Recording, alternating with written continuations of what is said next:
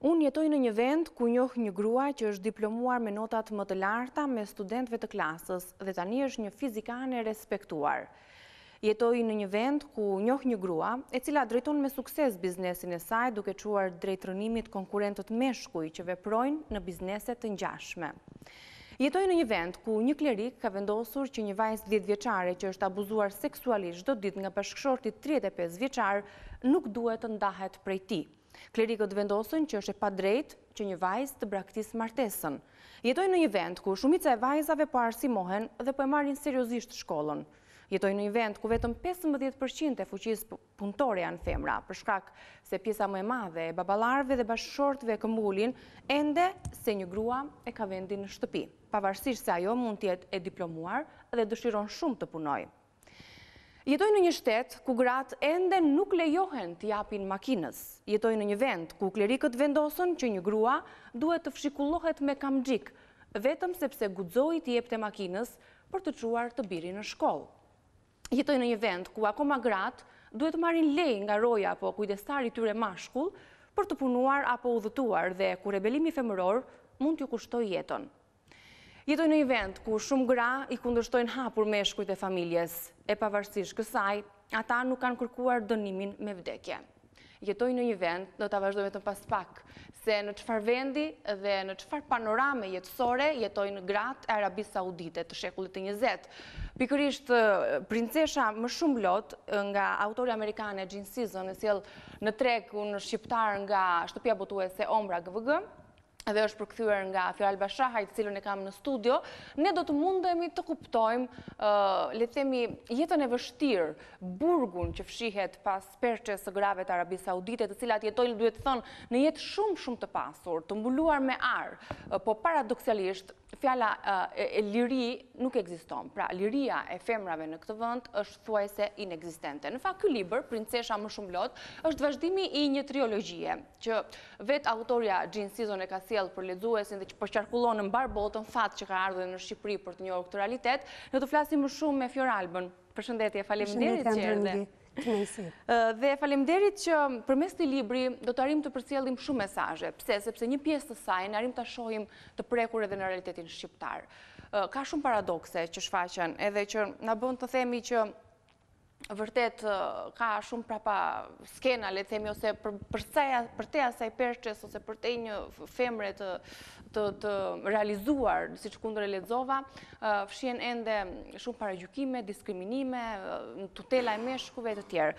Të flasim pak për vazhdimin. Unë e përmendaj që Gene Sisson ka sjellë një triologji për të përcjellë gjithë këtë situatë. Ky është vazhdimi i triologjisë. Si vazhdojnë ngjarjet në fakt të këtij libri? Fjalët që ti sapo lexove janë fjalët e thëna nga goja e një princeshe. Nuk është një grua e zakonshme që mund të vuajë burgun e një jete familjare me një bashkëshort të keq, përkundrazi është një nga princeshat më të pasura të Arabisë Saudite.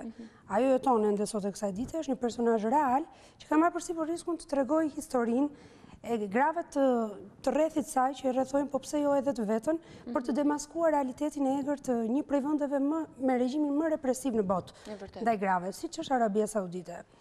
Në 3 librat e mëparshëm, që kanë qenë trilogji, siç e thatë edhe ju pak më parë, rrëfehen histori të njerëzve që ajo i ka parë nga afër, që i njeh shumë të dhimbshme, të grave që janë detyruara për të japin jetën vetëm sepse nuk duan të marrin një burr që mund të jetë në moshë sa gjyshe e tyre.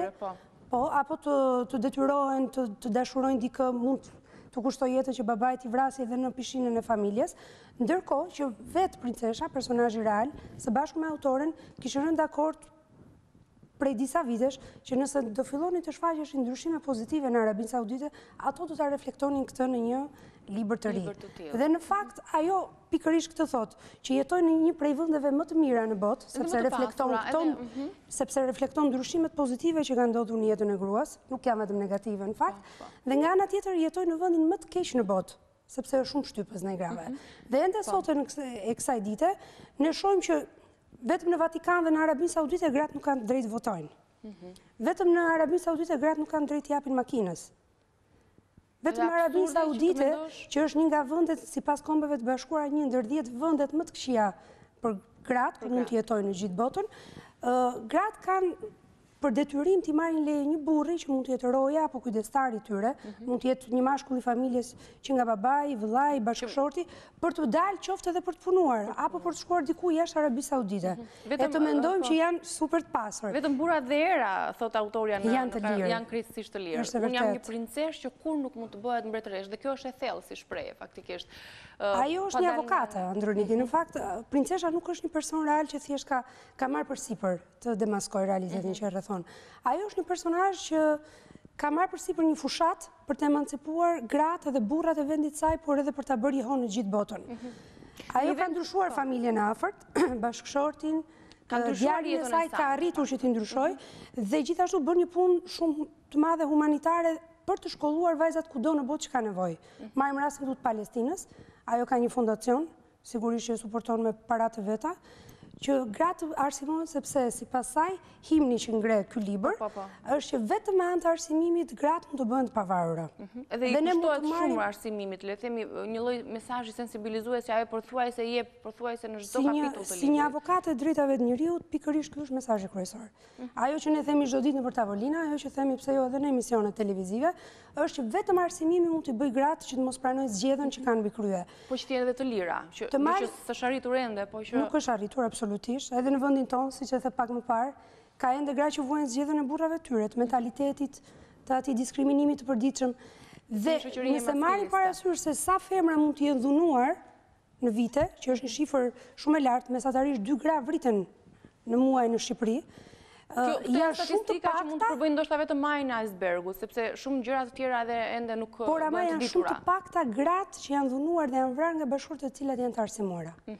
Dhe kjo është një gjë që duhet na bëjë të reflektoj, pse jo të reflektojmë gjithë si shoqëri dhe sidomos prindrit që mund të jenë duke na dëgjuar, ata baballar që mund të jenë skeptik që janë në zona rurale, pse jo që nuk duan që vajza e tyre të vazhdojë shkollën për shkak të vështirësive ndryshme. Ju lutem shkollojeni fëmijët sepse ajo është e ardhmja më e sigurt sidomos për vajzat. E qartë. Nëse ka arritur, le të themi, autoria, por edhe vetë personazhi kryesor që është real dhe që vjen në këtë libër, edhe në triologjin, po edhe në librin e 4 dhe që është përkthyer mrekullisht nga Ana Fjeralbës. Çfarë rrezikoi në fakt? Ajo arriti të rregulloj familjen e saj, por në një vend ku ne tham panoramën, e shpjeguam panoramën, rrezikoi autoria dënimin kapital. Edhe vetë kjo? Autores vetë i është vendosur një lloj embargoje, do thoja, për në Arabinë Saudite, e cila nuk ka të drejtë të hyjë. Vetëm për shkak të librit. Vetëm për shkak të librit, ndërkohë që identitetin e princeshës së vërtet ka arritur ta marrë vesh vetëm familja e saj e vogël. Sepse duhet të kemi parasysh që në Arabinë Saudite familja mbretërore përbëhet prej disa mijëra pjesëtarësh. Vetëm në vitin 2014, të cilit i referohet ky libër, ngjarjet janë aktuale, domethënë janë vetëm disa muaj pas. Tani që ne jemi në 2015-ën, numërohen rreth 50.000 anëtarë të familjes mbretërore. Marr parasysh që çdo burr atje ka 10 gra, pse jo edhe më tepër, me të gjithë ka shumë fëmijë, pafundësisht fëmijë, mund të ketë 10, 15, ndoshta për aq kohë sa një grua është në gjendje të bëjë fëmijë, dhe identiteti i saj nuk është bërë dot i mundur për të gjithë.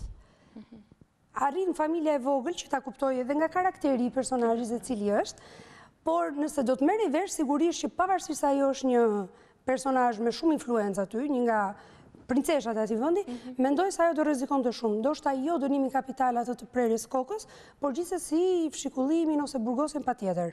Sepse Arabia Saudite sot, edhe sot e kësaj dite, pavarësisht se mbreti që ishte në pushtet, që ndroi jetë në janar, pikërisht disa muaj më parë, mbreti Abdullah dhe mbreti i ri që ka ardhur Salman, po përpiqen që të vënë përpara me reforma çështjen e statusit të gruas, sërish klerikët që kanë shumë ndikim në atë vend, janë ata që duhen ta mbajnë pas. Që duhet ta mbajnë pas. Gjithsesi, feja dhe kultura kanë mbizotërojnë, le të themi, kanë një rol shumë të rëndësishëm për traditat e këtij vendi dhe natyrisht që nëse ato arrin të shkelen, dënimi është maksimal, sidomos për femrën. Traditat fetare po, sigurisht ato janë mbizotëruese dhe pikërisht siç po thoja, klerikët kanë edhe një polici të veçantë që quhet Policia Militare Klerike. Mutawa ka një emër të veçantë në arabisht. Ata kanë shumë ndikime, ata nuk pyesin edhe për mbretin. Domethënë janë në një farë mënyrë mbi statusin e mbretit. Dhe nëse ata vendosin që një grua që kapet, siç e lexuat më parë, një grua që kapet në makinë në shkollë. Po, mbreti mund të ndërhyjë në rastin më të mirë, në ndonjë rast të veçantë që asaj gruaja të kurse e tjeta, por absolutisht që ajo të burgoset apo të fshikullohet. Gjë që e kanë klerikët në dorë, sepse ata ngrihen në protesta dhe ka shumë pushtet, krijojnë një rreth vetes, prandaj është e vështirë. Në qartë. Në fakt, cilit lexues mund t'i drejtohet, le themi, ky libër? Unë besoj se tek ky libër mund ta gjejë vetëm çdo lloj lexuesi.